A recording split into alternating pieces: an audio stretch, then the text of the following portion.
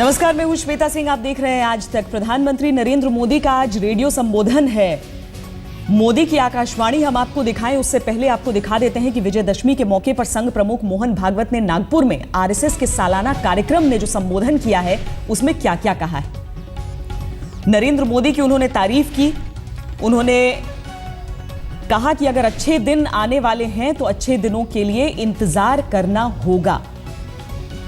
कमोवेश Bharatiya Janata party की तरफ से जो चीजें कही जाती रही हैं उसी की गूंज हमें सुनाई दे रही है, क्योंकि उस वक्त भी कहा गया था कि अच्छे दिन आने हैं तो उसके लिए कड़वी दवाई खानी होगी। मोहन भागवत ने कहा है कि किसी के पास जादू की छड़ी नहीं है, अच्छे दिनों का इंतजार करना पड़ेगा। जम्मू कश्मीर में जो बाढ़ आई थी उसके बाद राहत और बचाव के लिए केंद्र सरकार ने अच्छा काम किया है, इसके लिए पीठ थपथपाई है मोहन भागवत ने। क्या क्या कहा है वो आपको सुना देते हैं।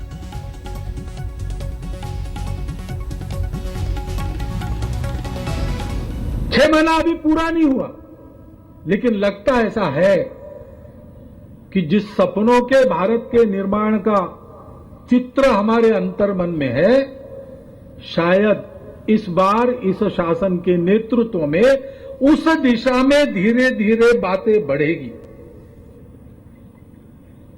अच्छी बात है, आनंददायक बात है, परंतु अभी तो 6 महीना भी नहीं हुआ। इस आशा और विश्वास को कायम रखते हुए हमको प्रतीक्षा तो करनी पड़ेगी, समय तो देना पड़ेगा, क्योंकि परिस्थिति ऐसी नहीं है कि किसी के पास कोई जादू की छड़ी हो और छू मंत्र करके सब ठीक कर दे। ऐसे हो नहीं सकता। विश्व में प्रचलित सारे विकास पथ अधूरे हैं, दृष्टि अधूरी है, खंडित है। मैं उनको बुरा नहीं कह रहा हूं, उनकी एक कमी का मैं निर्देश कर रहा हूं, उसके चलते समस्याएं हैं। लेकिन हमारा देश भी किस विचार पथ के प्रभाव में चल रहा है, वो तो स्वतंत्रता के बाद आज तक उसी अधूरे चिंतन के प्रभाव में हमारे देश में सारे कार्य चल रहे हैं। विश्व के प्रगत देशों के समाज को देखते हैं तो उनकी एक गुणवत्ता ध्यान में आती है। मोहन भागवत की सारी बातें हमने सुनी। हमने आपको एक बार फिर हम आपको बता देते हैं कि नरेंद्र मोदी आकाशवाणी से अपना संबोधन करने वाले हैं। उसके लिए परवेज आलम जी वरिष्ठ पत्रकार हमारे साथ स्टूडियो में मौजूद हैं, हम उनसे चर्चा करें। उससे पहले पुण्य प्रसून वाजपेयी भी हमारे साथ जुड़ रहे हैं। मोहन भागवत ने जो कुछ कहा है, प्रसून क्या समझे हम, जिस तरह की बातें कही हैं उसमें क्या कुछ अनोखा, क्या कुछ अनूठा, क्या कुछ अलग, क्या कुछ ऐसा जो संकेतों में भी पढ़ा जाए? देखिए, बहुत बेसब्री से इंतजार किया जा रहा था कि सरसंघ चालक ऐसे मौके पर क्या कहते हैं जब दिल्ली में मौजूदा वक्त में जो शख्स प्रधानमंत्री है वो कभी प्रचारक था।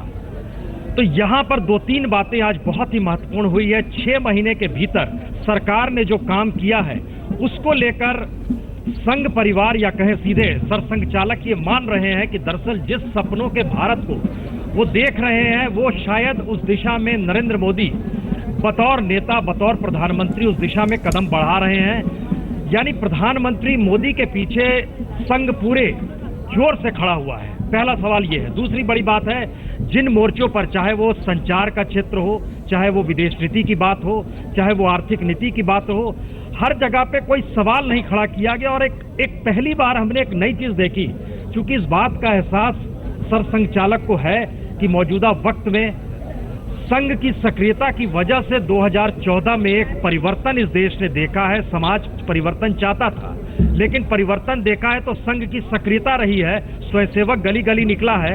इसीलिए पहली बार वो कह रहे हैं कि दरअसल एक सामाजिक शुद्धिकरण और सामाजिक परिवर्तन की जरूरत है। यानी राजनीतिक तौर पर सिर्फ बदलाव इस देश में नहीं हो सकता है।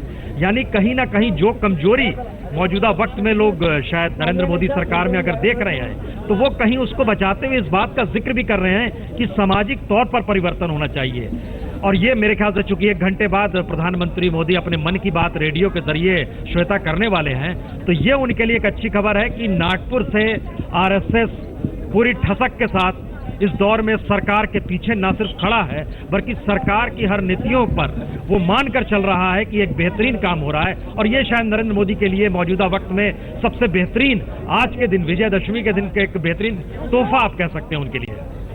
क्योंकि जब तक सरकार बनती नहीं है तब तक समझ में आता है कि जो जमीनी स्तर पर जो कार्यकर्ता हैं, जो काडर है, उसकी मदद की बहुत ज्यादा आवश्यकता होती है। अभी जम्मू कश्मीर बाढ़ में भी राहत की बात कही जा रही है, तो कहा जा रहा है कि संघ ने बढ़ चढ़कर उसमें भी मदद की थी। इस तरह की बातें कही गई हैं, आज मोहन भागवत ने कही हैं। लेकिन अगर सरकार बनने के बाद एक खाके में न बांधा जाए, एक ढांचा न दिया जाए कि इसी रास्ते पर आपको चलना है, बल्कि आप जिस रास्ते पर चल रहे हैं वो सही है, ये बहुत बड़ी आजादी भी देता है। अव्वल आपको गठबंधन की मजबूरियां नहीं है, दूसरा आपको ये मजबूरी नहीं है कि आपको एक रास्ता तय कर दिया गया है और उसी पर चलना है। अगर आपका निर्धारित रास्ता सही है तो शायद वहां से जो भरोसा मिल रहा है, जो समर्थन मिल रहा है, वो हाथों को और मजबूत करेगा। प्रसून नहीं, यकीनन देखिए दो चीज और भी सामने आई। मसलन पहली बार एक चीज और ये नजर आई है, देखिए एक रिस्ट्रिक्शंस तो हैं कुछ, क्योंकि स्वदेशी का मंत्र इस दौर में सरकारें भूली हैं। पर्यावरण को लेकर विकास के साथ जोड़कर समूल नाश किया जा रहा है, इसका जिक्र भी कहीं ना कहीं है। और एक चुनौती सरकार के सामने है। परिवर्तन समाज ने इसलिए किया, जो सरसंघचालक का कहना है, क्योंकि वो पुरानी पद्धति से उब चुका था, वो चाहता था बदलाव हो। लेकिन नई सरकार के सामने चुनौती है और उस दिशा में सरकारें कैसे बढ़ेंगी, इसका जिक्र तो किया गया है। और कहीं ना कहीं आरएसएस जिस सिद्धांत पर चलता है, उस सिद्धांत को वो चाहता है कि दिल्ली की सत्ता भी उस दिशा में कदम बढ़ाए, उस लिहाज से चले। मुश्किल है, लेकिन पहली बार हम एक बात आपसे लगातार कह रहे हैं कि आरएसएस ये कह रहा है कि समाज भी अपने आप में परिवर्तन करे और राजनीतिक और प्रशासनिक तरीके से ही सारी चीजें नहीं साधी जाती है। उसमें कहीं ना कहीं एक मिला होना चाहिए, यानी एक बचाव भी है आप कह सकते हैं, लेकिन एक सिद्धांत जरूरी है। और वो सिद्धांत कैसे होगा? जो कश्मीर का आपने जिक्र किया, ये बड़ा महत्वपूर्ण है, क्योंकि श्रीनगर में जो कुछ हुआ उसको लेकर संघ के स्वयंसेवक पहले दिन से मौजूद थे, इसका जिक्र यकीनन किया गया है। हालांकि सेना की मौजूदगी का भी एहसास यहां पर दिलाया गया, लेकिन एक सवाल है, कश्मीर के भीतर क्या वाकई राहत उस दौर में 6 और 7 तारीख को थी या नहीं थी? ये एक सवाल तो है। स्वदेशी का भी जिक्र यहां पर हुआ है। प्रसून जी, आपने भी बताया कि इस दौर में जब हम विदेशी निवेश का इंतजार करते हैं तब स्वदेशी का जिक्र, एक नए दौर की स्वदेशी जो मेक इन इंडिया की तर्ज पर, भले ही वो विदेशी निवेश से क्यों ना हिंदुस्तान में बने, लेकिन वो भी होता है। अब मोहन भागवत कहते हैं कि चाइनीज जो माल है उसे हमें बॉयकॉट करना चाहिए। दूसरी तरफ हम एक जो शिवकाशी में जो पटाखे बनाने वाले हैं इस बार खुश हैं, क्योंकि चीनी पटाखों पर एक तरह से पाबंदी हम देख रहे हैं वहां पर, तो कहीं ना कहीं मेल तो हो ही रहा है।